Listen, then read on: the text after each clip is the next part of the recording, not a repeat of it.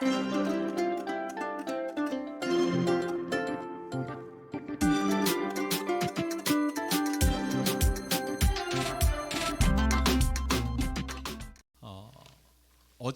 아까 말씀드린 대로 제자 훈련, 우리 남녀 제자반 연합으로 일일 수련회를 좀 다녀왔습니다. 그런데 이 지난주 초만 해도 어제 날씨 일기예보를 보면요, 비가 오는 걸로 돼 있었습니다.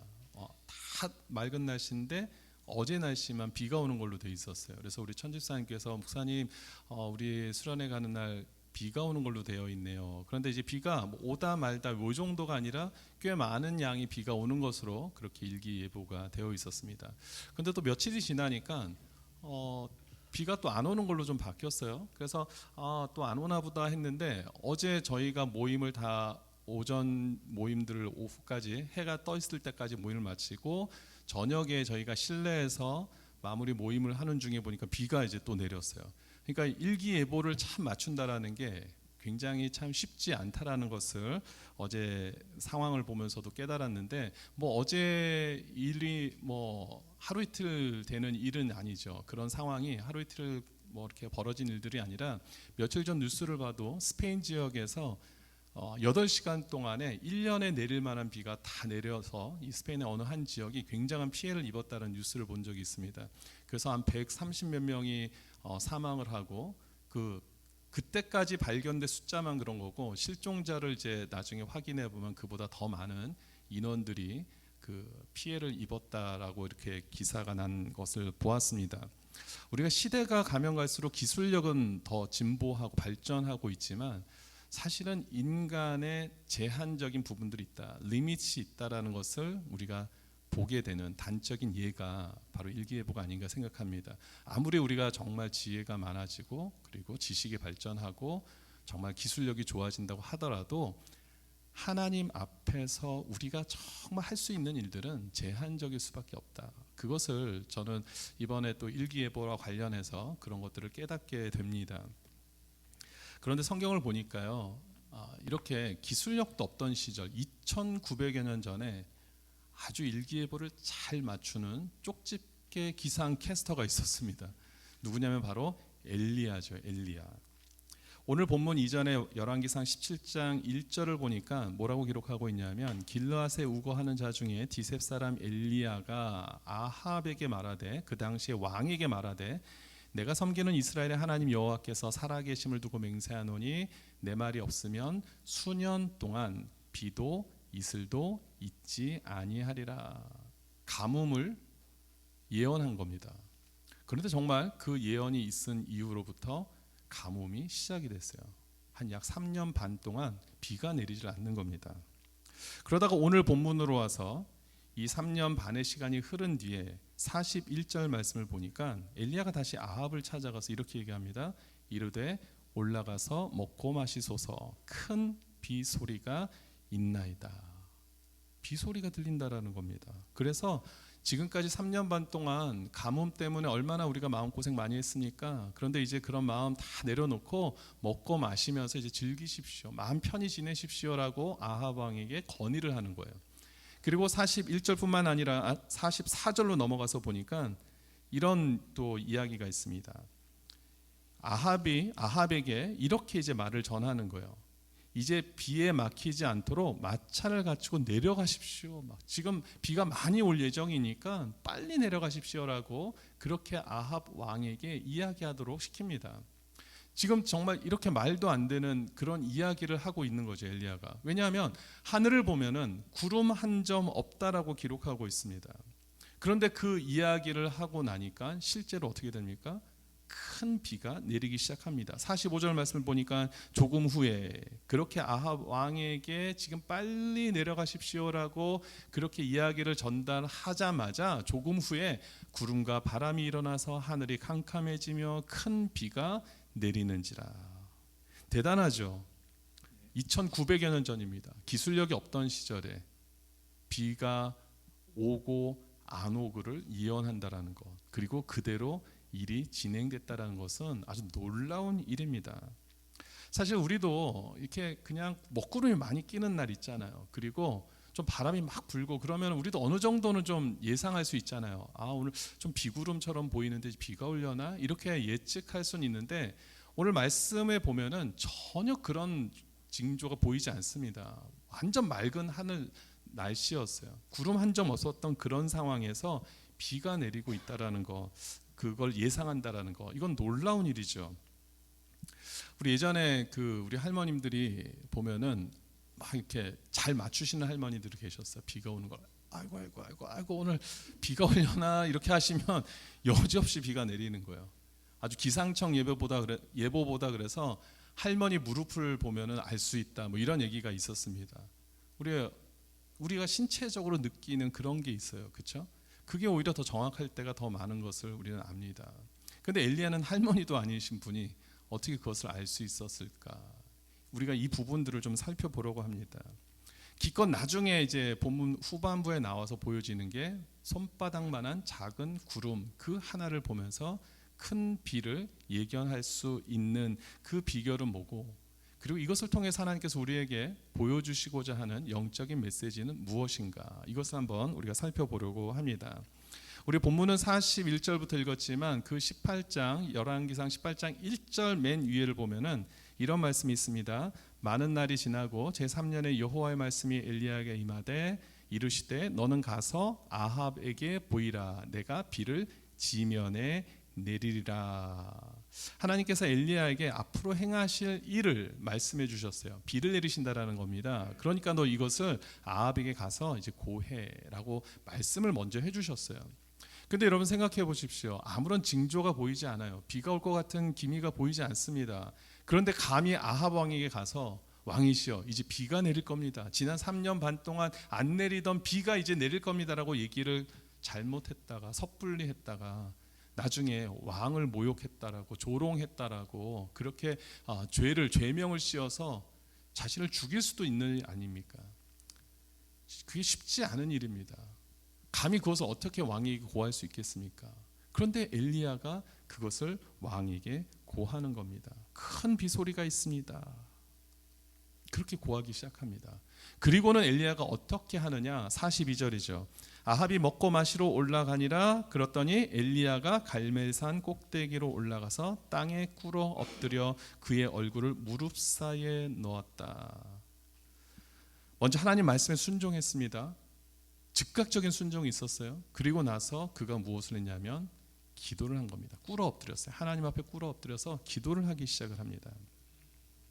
여러분 사실 이 가뭄을 허락하신 것, 비를 내리기로 작정하신 것 다 하나님의 계획하에 있는 것입니다.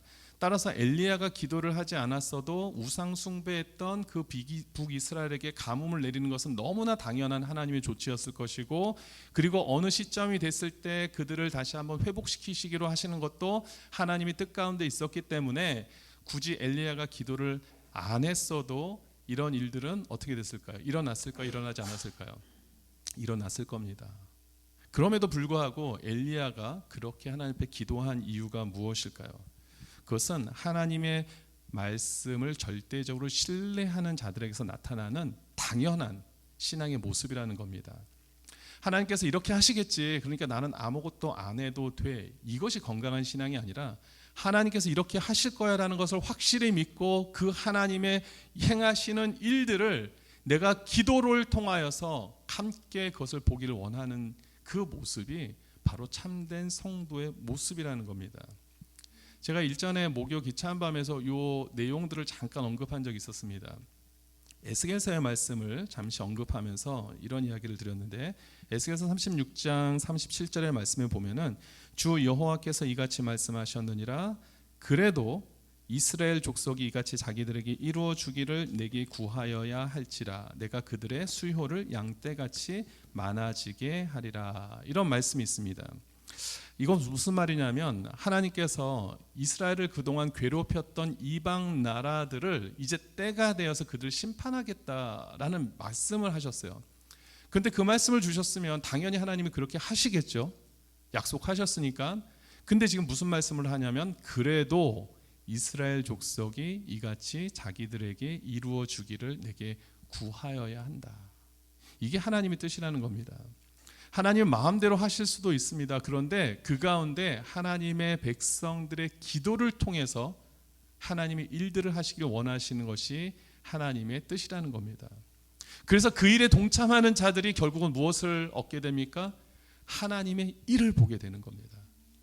하나님께서 약속하신 그 말씀을 믿고 그럼 알아서 되겠지가 아니라 내가 그것을 하나님께 구하는 자들은 하나님께서 하나님의 하시는 일을 보게 하시는 그런 은혜를 누리게 되는 줄 믿습니다. 엘리야는 그것을 알았어요. 내가 하나님의 약속을 믿기 때문에, 하나님의 능력을 믿기 때문에 하나님의 약속의 말씀을 받고서는 기도의 자리로 그래서 나아간 것입니다.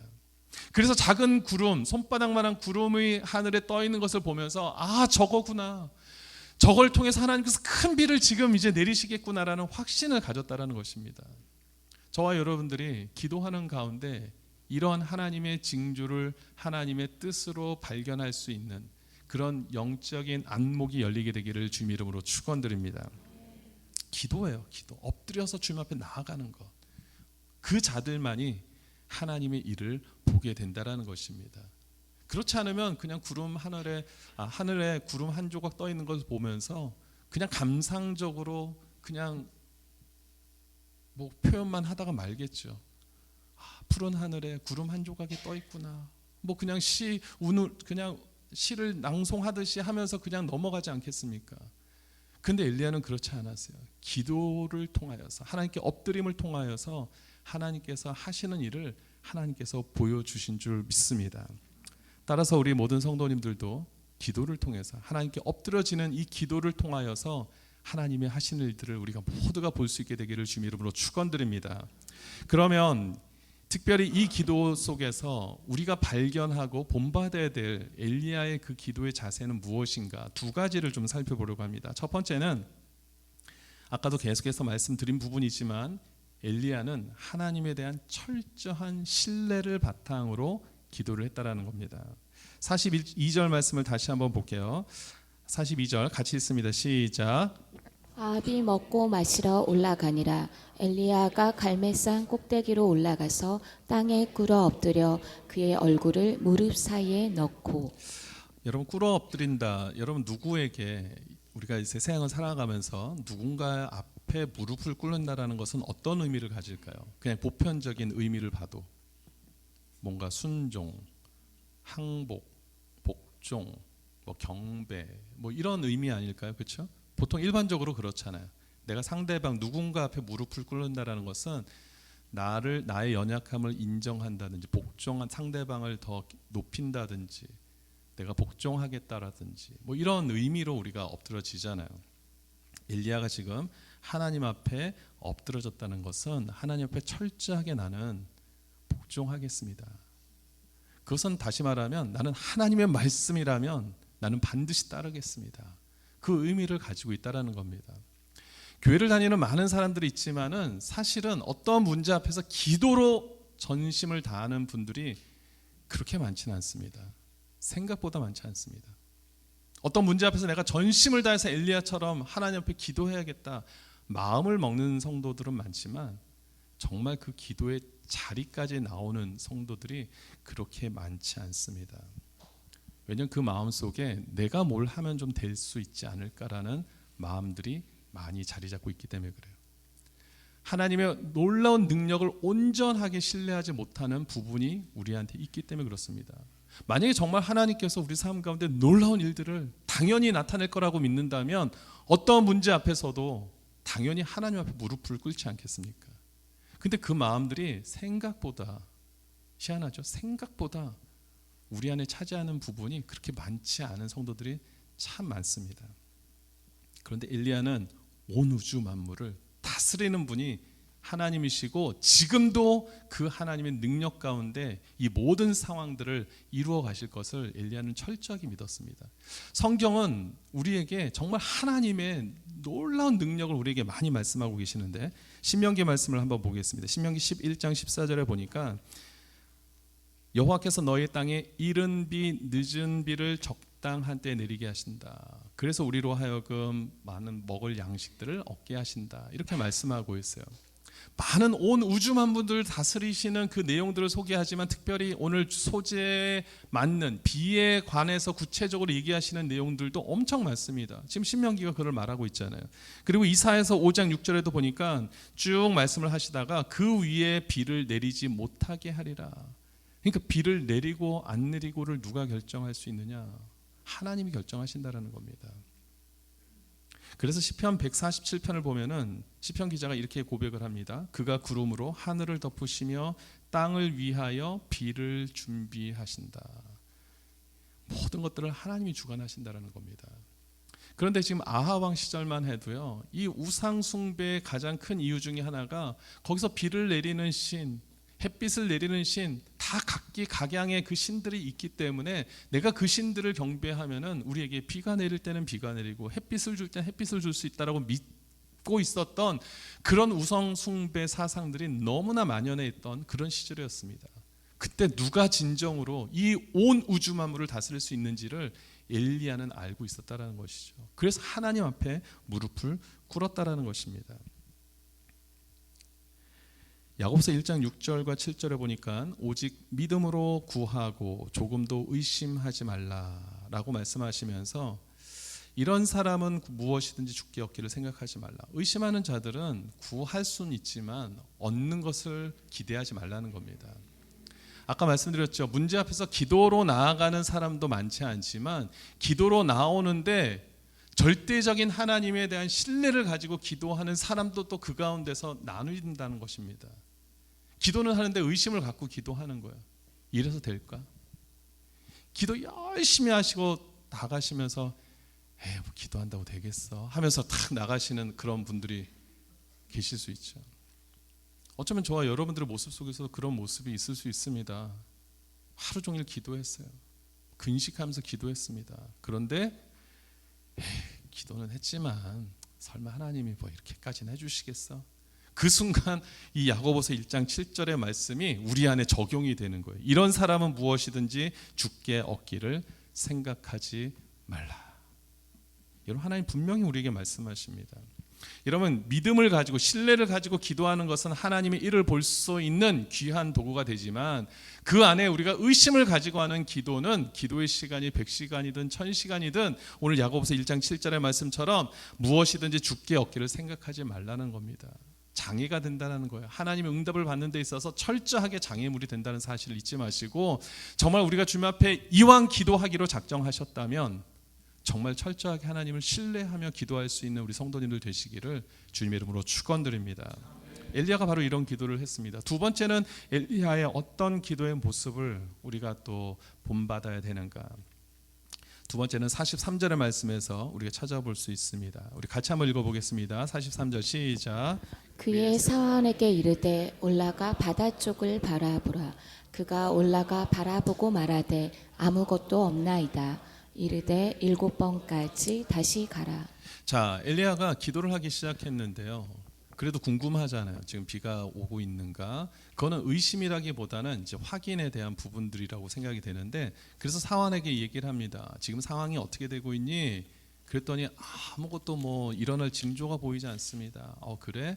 알았어. 그리고 또 기도를 합니다. 그리고 또 사환을 불렀어요. 너 밖에 나가봐. 지금 어떤 상황인지 좀 알려줄래? 전혀 변함이 없습니다. 이렇게 6차례를 했어요. 그리고 마지막에 그럼 한번 또 나가봐. 그랬더니 7번째 되어서 비로소 사환이 얘기를 하죠. 저쪽 바다 끝에서 손바닥만한 작은 구름이 보이기 시작했습니다. 그래, 그거다. 이때까지 엘리야는 기도를 멈추지 않았다라는 겁니다. 여러분, 포기하지 않는 기도가 이래서 참 중요합니다. 아까도 말씀드렸잖아요. 아까는 기도를 하고 나서 설마 이게 되겠어? 라고 기도하는 사람들이 많은데 또 이런 경우도 있죠. 기도를 하다가 이제 지치는 거예요. 내가 이게 기도한다고 되는 일도 아니고 하면서 기도를 멈추는 성도들이 참으로 많습니다. 나름대로 열심히 기도했어요. 그런데 어느 순간에 지치는 거예요.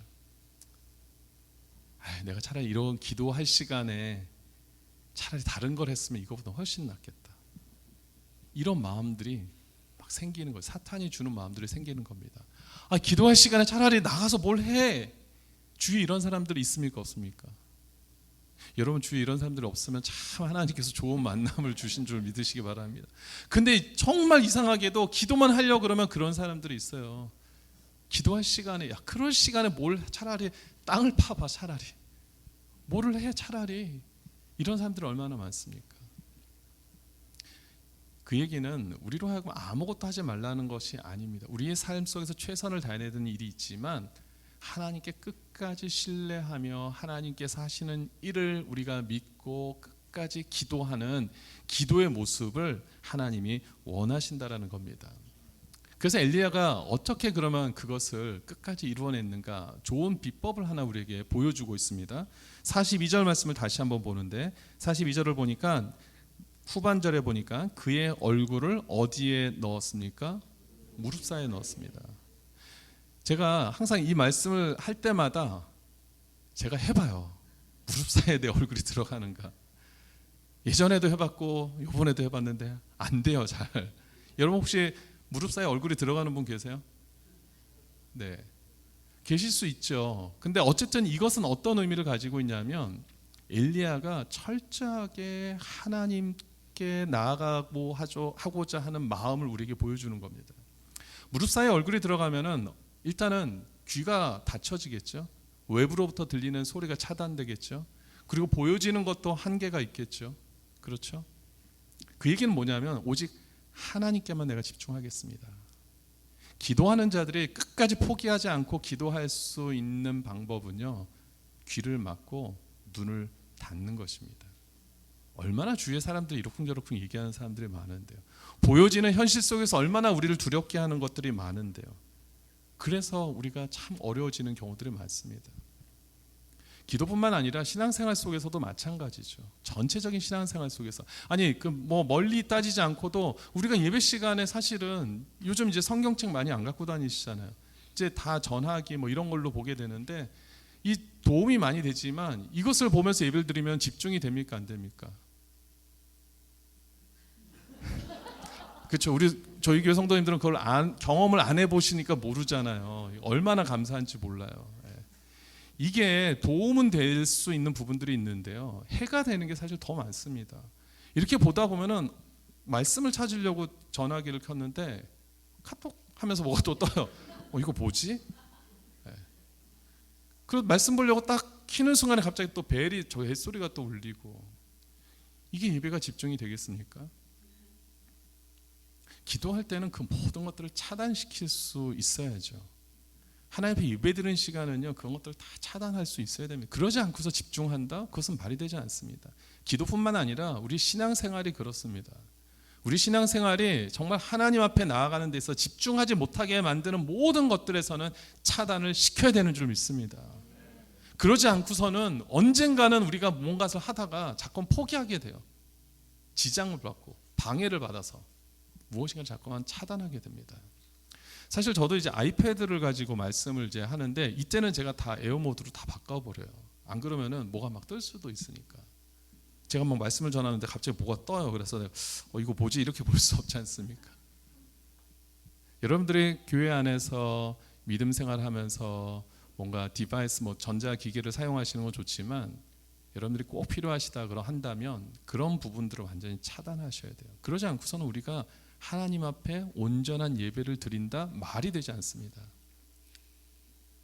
우리가 정말 하나님 앞에 온전한 마음으로 들어가기 위해서는요, 우리가 차단해야 될 게 너무 많아요. 여러분 혹시 그 말들, 경주하는 그 말들, 경주마들을 보면은 눈에 뭘 끼죠? 그렇죠. 차 한 대라고 이렇게 뭐 보통 얘기를 하던데, 차 한 대를 이렇게 말에게 끼웁니다. 왜냐하면 말에 가지고 있는 특징이 뭐냐면 말이 이렇게 좀 눈이 좀 크고 약간 사이드 쪽에 눈이 있습니다. 그래서 이 350도를 볼 수 있대요. 고개를 돌리지 않아도. 예, 대단하죠. 우리 뭐 볼 수 있는 우리는 뭐 각도가 어느 정도 제한돼 있잖아요. 예. 사람들이, 어떤 분들은 저한테 목사님 눈이 좀 이렇게 작으셔서 잘 보이세요 그러는데 제가 작은 눈일진 모르겠지만 찢어진 눈이라서 굉장히 각도가 넓습니다. 제가 많이 볼 수 있어요. 근데 말은 350도를 본다는 거예요. 고개를 돌리지 않아도 350도를 본대요. 근데 말의 두 번째 특징이 뭐냐면 겁이 많대요. 그래서 이렇게 뭔가가 보이는데 보이는 순간 말이 겁을 먹는데요. 그래서 만약에 경주말들이 왜 이거를 끼냐면 뒤에서 말들이 쫓아오면 그게 보이기 시작하면 이게 집중이 안 된다라는 거예요. 뛰는데 집중을 못해서 막 놀라서 막 중간에 설 수도 있고 막 이렇다는 겁니다. 그래서 차 한 대를 끼운다는 거예요. 경주마들이. 여러분 우리에게도 영적인 차 한 대가 필요한 점 있습니다. 여러분들이 정말 하나님 앞에 집중하기 어려운 부분들이 있다면 그것을 떨쳐내실 수 있게 되기를 바랍니다. 그것이 무엇이든지 간에 정말 하나님 앞에 집중하기 어렵게 만드는 그런 모든 것들에서 여러분들이 자유함을 누릴 수 있게 되기를 바랍니다. 자, 이제 말씀을 정리하면서 내릴 수 있는 결론이 이거죠. 우리는 하나님 앞에 엎드려서 기도할 때 하나님께서 하나님의 일을 우리에게 보여주시는 줄 믿습니다.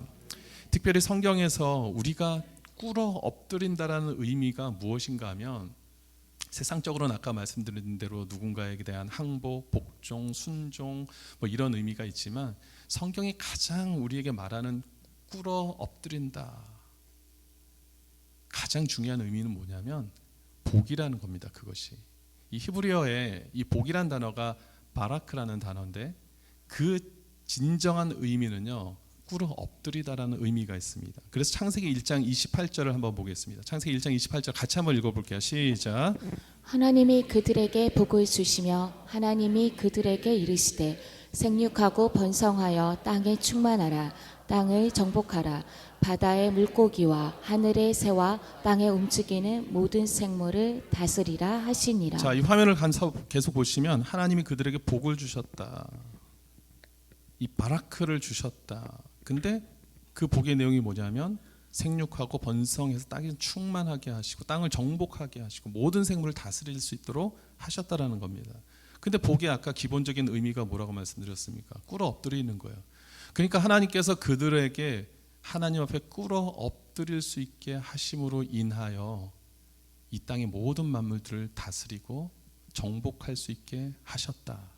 지금 그 이야기를 하고 있습니다. 우리가 하나님 앞에 꿇어 엎드릴 수 있다는 것이 복인 줄 믿으시기 바랍니다.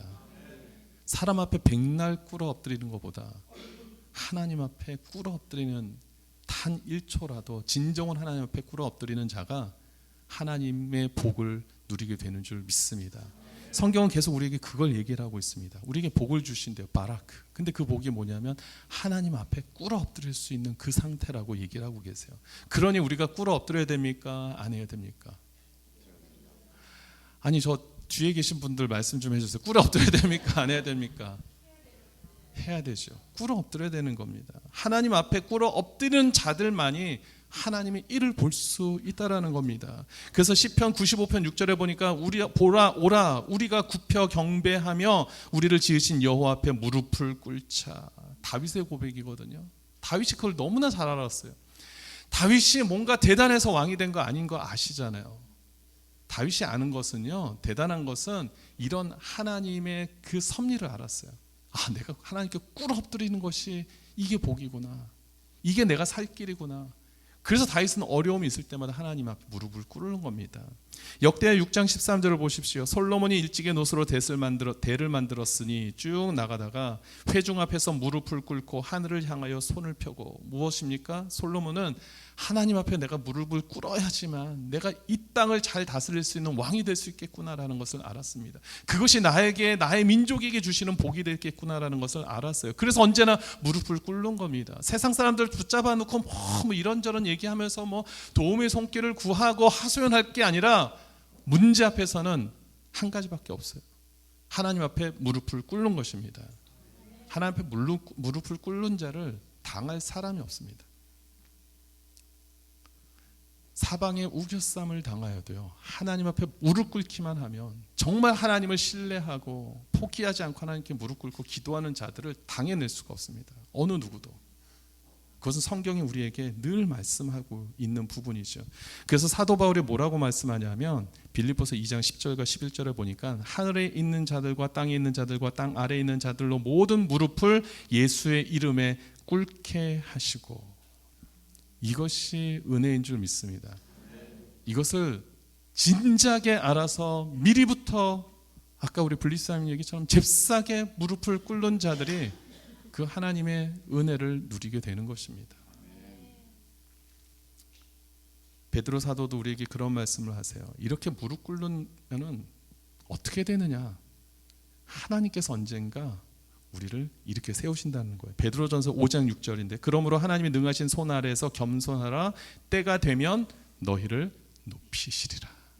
우리가 하나님 앞에 꿇으면 하나님 우리를 높이시는 거예요. 내가 한번 높아지겠다고 무던히 애를 쓴다고 높아지는 것이 아니라 내가 하나님 앞에 완전히 꿇어 엎드리면 하나님께서 우리를 높여주시는 때가 반드시 오는 줄 믿습니다. 그래서 우리가 주님 앞에 기도할 때 하나님의 일을 보게 되는 그런 더불어 누리는 축복이 있는 줄 믿으시기 바랍니다. 제가 그림 하나 보여드리고 이제 마무리를 하려고 하는데 여러분 이 그림 아세요? 저 어렸을 때 택시를 타도 이 그림이 있고 버스를 타도 기사분 그 한쪽이 꼭 이게 있어요. 뭐 아시죠? 한국에 많이 진짜 그랬잖아요, 그죠? 오늘도 무사히 이 사무엘의 어린 모습을 이렇게 그림으로 그린 건데 이상하게도 이 그림이 한때 정말 한 80년대 막 이때 막 그렇게 많았던 것 같아요. 여러분 무릎을 꿇으면 저는 오늘도 무사히도 누가 썼는지 모르겠지만 지금도 인터넷 찾아보면 저게 나오더라고요. 여러분 우리가 우리 삶을 책임질 수 없습니다. 아멘. 어느 사람도 여러분의 삶을 책임져 줄 수 없습니다. 오늘도 무사히는 하나님만이 하시는 줄 믿습니다.